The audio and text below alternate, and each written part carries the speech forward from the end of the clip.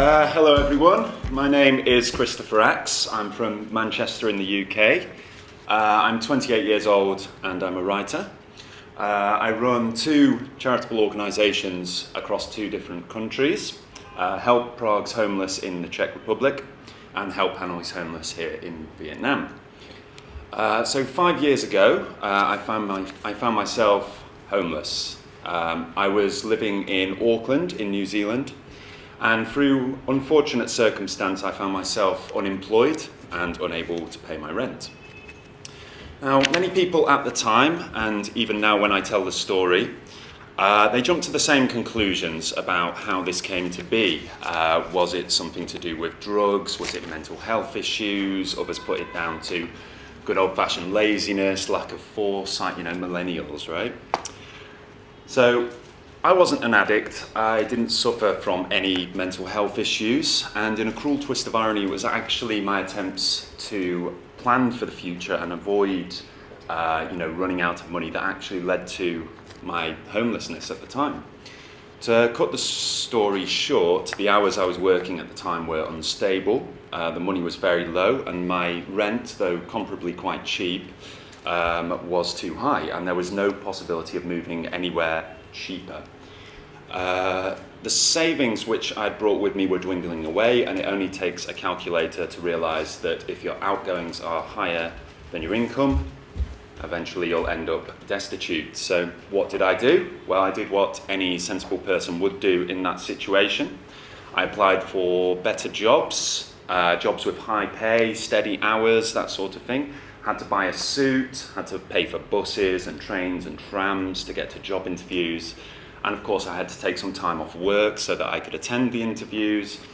Anything I could do really to improve my economic situation, and it worked, or so I thought. So I got a job, 40 hours a week, $22 an hour, significantly more than I'd been earning previously, definitely enough to cover the rent. I thought everything was fine. 2 days later, my job had evaporated. I was on a working holiday visa at the time, and they'd overhired. So I was the first one to go. I was out of work. Shortly afterwards, I was also out of money. So with no money, no family to support me, and very little sympathy from my friends, I slept in a multi-storey car park wrapped in a blanket, which wasn't fun. I felt like a loser. I felt like a complete failure. I felt like I'd tried my best to sort of better my situation and failed spectacularly. I didn't tell anybody of my situation if I could avoid it. Homelessness is lonely and scary and humiliating. You're always hungry, you're always cold, you're always dirty or damp or dusty. You feel subhuman and you're treated in that same way. After a while, you feel like you deserve to be treated in that way. I'm not from a wealthy family, but I am hardworking, I'm educated, I'm a published author. I shouldn't be homeless, right? Well, these are the kind of things that people tell themselves when they claim that they'll never be homeless. They're wrong. It doesn't matter how intelligent you think you are, or how secure you think you are, or how hard you work. A chain of bad circumstances could put you on the street. An injury, the death of a loved one, a family member falling ill, loss of a job, an investment gone awry, unmanageable debt, or even just rising house prices. There are many people out there who are just a few paychecks away from destitution. This is the wristband I wore when I was hospitalised because, surprise, surprise, the streets can be dangerous when you're living on them and you're forced into the periphery. I was walking down the street one night when I saw a group of 5 guys beating another guy on the pavement. I ran over to intervene and managed to pull one of his attackers away from him. I don't remember the rest of the story. They turned on me, they beat me black and blue, and they stamped on my head. But if you want to look on the bright side, I did spend a night in a comparably comfortable bed that night, I had a roof over my head and everything. Lovely. But it wasn't until I was lying in the hospital with a crack in my head that somebody actually took any notice of me or my situation. So the guy who was getting beaten up was in the bed parallel to mine, and his family, seeing that I was homeless, they let me stay with them. It was the first time that anybody had really sympathised with my situation at the time, and I would always be grateful for what they did. They didn't know who I was. For all they knew, I could have been an addict or a thug, or any of the labels we attach to the homeless to help us emancipate ourselves from any kind of social responsibility that we have towards them. But they took me in, they washed the blood and dust from my clothes, they fed me, they gave me a bed to sleep in. For weeks afterwards I suffered from memory loss, blackouts and just general feelings of gloominess, as you would. But even with a head injury I had to work, and I did work. Gradually I recovered. But if I'd just been left in that situation on the streets, I don't know what I would have done, I don't know what would have happened. The reasons that I help the homeless are without a doubt born from my own personal experience, but I'm not here to tell a sob story or to try and emotionally galvanise people into helping the homeless. We all know that we should help those who are less fortunate. But idealism without pragmatism is misguided, and pragmatism without ideals is cold and mechanical. So let's talk about pure utilitarianism for a moment. So how does helping the homeless actually benefit you? How does it benefit society? How does filling a hungry belly make my world better? Why should I help the homeless? First of all, it's good for the economy. If left to fend for themselves, it's extremely difficult for a homeless person to get a job. You can't starve people out of poverty. The reality is that injured or unhealthy homeless people cannot work, they can't go to job interviews. If people's basic needs such as food, water and shelter and safety are not accounted for, they cannot function as economically productive members of a society. If you want to help a homeless person get into work, make sure that these basic needs are met first. Second reason, inclusive communities prosper, marginalised communities fail. Often the homeless are pushed to the periphery. They're moved out of the tourist areas and business districts and pushed out to the edges. Out of sight, out of mind. In some places, the solution to a city's homelessness problem is to simply give them a one-way bus ticket out of town. We must stop seeing the homeless as a burden or a blight on our cities. Befriend them, include them, let them know that the community cares about them. There are no quick fixes. Start off small and gradually the walls of marginalisation begin to crumble. It reduces crime. When people are in desperate situations, they may turn to crime. But what is far more common is that when people are in vulnerable situations, they're more likely to be victimised by criminals. Every time a crime is committed, it costs taxpayers money and is enormously damaging to society, not to mention those victimised by it. By helping the homeless, you're actively helping to fight crime and eliminate the environment in which crime can prosper. It reduces the strain on public services. So housing services, healthcare, crisis services, correctional and mental health facilities are put under enormous pressure, especially when they're the only safety net for a growing underclass. If you can help to keep the homeless in your area healthy, safe, comfortable and included, you're massively reducing the likelihood that they'll have to rely on these services. And finally, it's good for the environment. So around 50% of the food we produce is wasted. It takes 1,800 gallons of water to make a pair of blue jeans. Landfills and rubbish dumps are filling up faster than is sustainable, and a staggering proportion of the stuff we throw away can be reused, repurposed or repaired. This is why it's absolutely essential that we continue to find new ways to reduce the amount we consume and the amount we waste. Just the other night, I collected enough untouched leftover food from a single table at a restaurant to feed a person for a night. After collecting it together, it went directly to a homeless person living under a bridge, literally a minute or two around the corner. Why should we let good food decay into methane in a landfill somewhere when there are hungry mouths almost literally on the doorstep? A lot of people ask me this question, is this a short-term solution? The answer is no. But in my experience, I find that people who approach me looking for long-term solutions are actually just looking for a magic key that kind of solves the problem immediately. Unfortunately, that magic key does not exist. So everything has to begin somewhere, and if you want to end homelessness, it has to start on the streets. A bit of food, a blanket, the knowledge that somebody cares is the beginning. Slowly trust is built up, and you can begin to find out what people need. Gradually this has a ripple effect, and as more people begin to help, and you find yourself able to help more people, the awareness of the issues increases, and that's when the societal infrastructure begins to change. people begin to see homeless people in a different light and realise that helping them is relatively easy and within arm's reach. When I first started Help Hanoi's Homeless, it was basically just me and a few friends handing out food and blankets to the homeless. Now we have over 1,300 members, and that figure is rising at an exponential rate.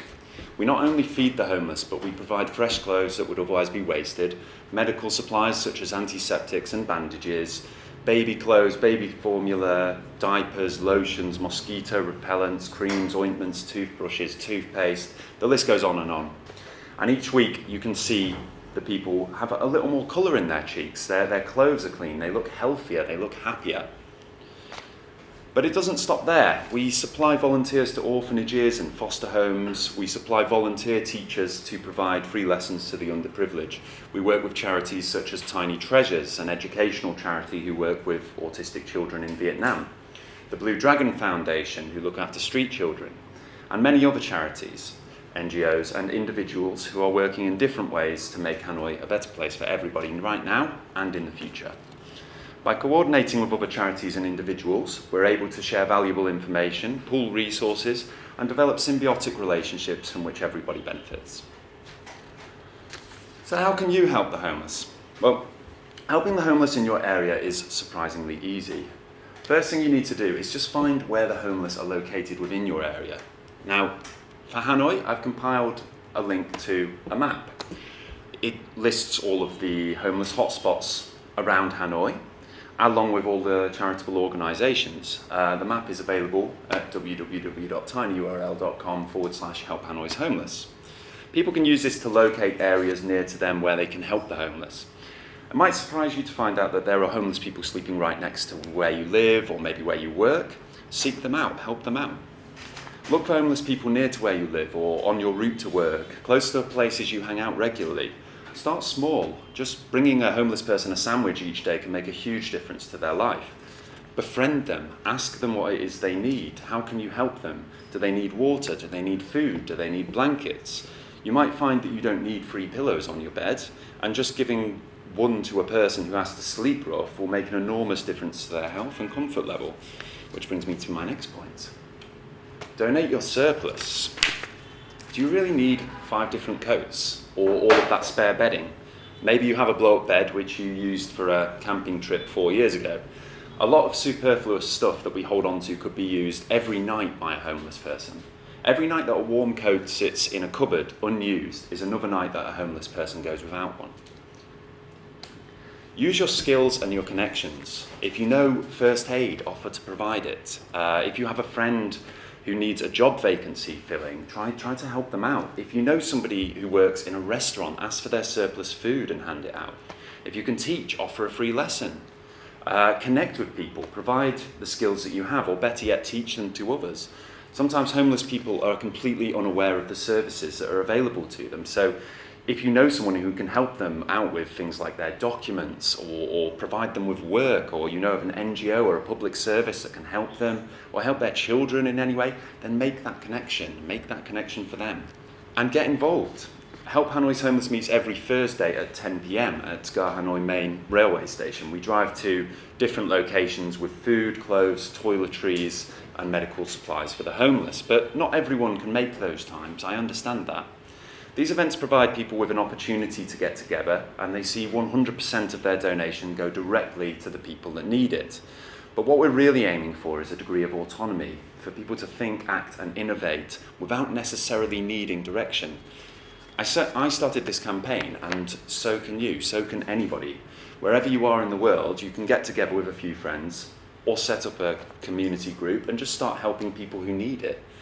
It's really not that difficult. Alternatively, get in touch with an established charity or an NGO and ask how you can help. In order for communities to grow, we must all understand that we're all on the same team. Collaboration will always beat competition, and that's how we must see it. By helping those who are less fortunate than us, we are helping ourselves too. We're helping to provide a brighter future for everyone around us and for our children. We have to stop seeing the homeless as failures, addicts and criminals. We have to stop looking the other way and claiming that it isn't our responsibility to do something. We have to stop waiting for governments to do something. Real change is made when lots of people do a little. And we all have that capacity. The streets are not just lanes of tarmacs. The streets are the veins of the city, and the people are the blood that keeps it going. Listen to that beating heart and remember that the streets belong to us, and it is our duty to help everybody that lives on them. Thank you.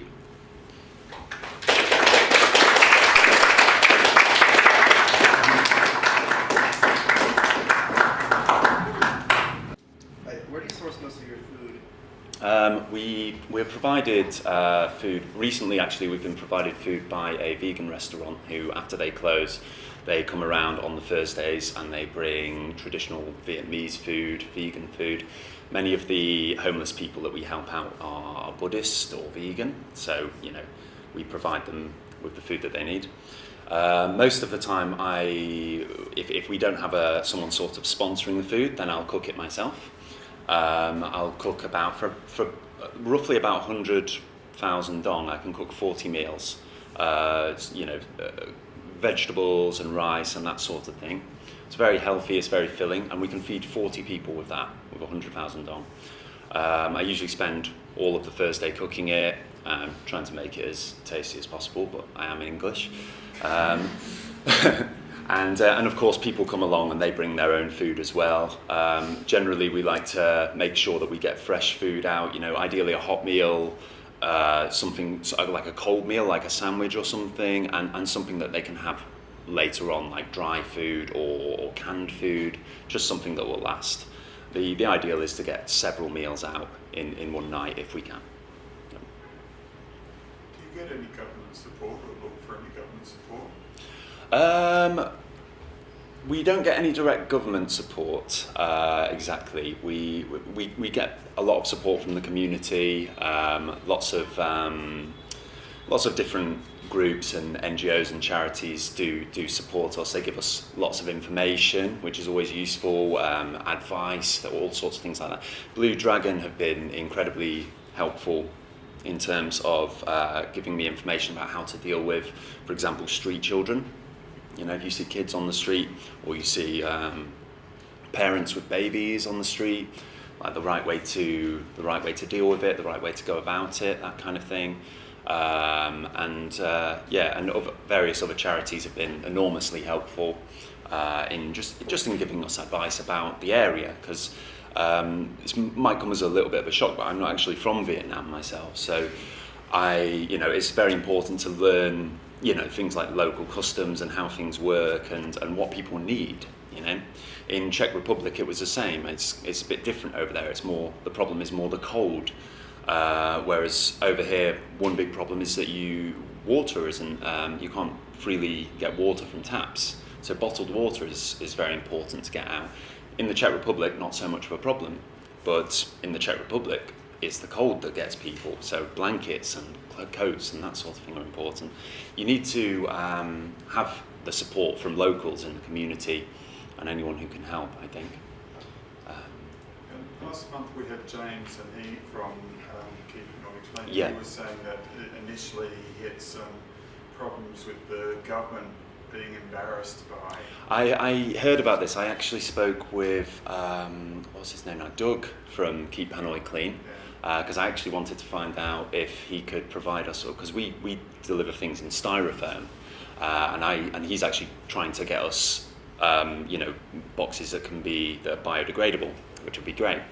But he was saying the same sort of thing, that if you've got to be careful about ruffling feathers, because one of the unfortunate reality in Hanoi is places like Hoang Kiem and Tay Ho, where there's big tourist and expat communities. They kind of sweep them out to make sure that the homeless are just out of the way. And it's no different to any other country or any other city. You see things like anti-homeless architecture in the business districts, so that people aren't sleeping out in front of buildings, and people are worried about the tourism sector and all that sort of thing.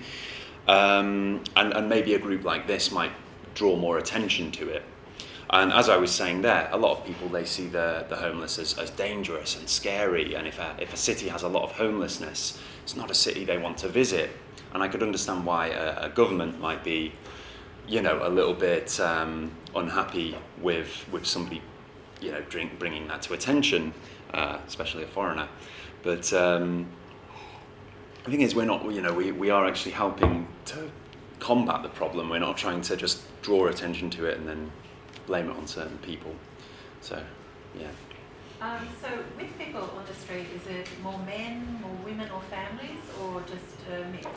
It's a big mixture. It's mostly men. There's lots of older men there who are maybe too old to work or have injuries and things like that. There's also a lot of women out there on the streets too, and there are families out there too. You'll see people with babies out there, and you'll see occasionally you will see street children, which obviously we try to get them in touch with Blue Dragon if they're completely on their own, and try and get them the help that they need. Yeah.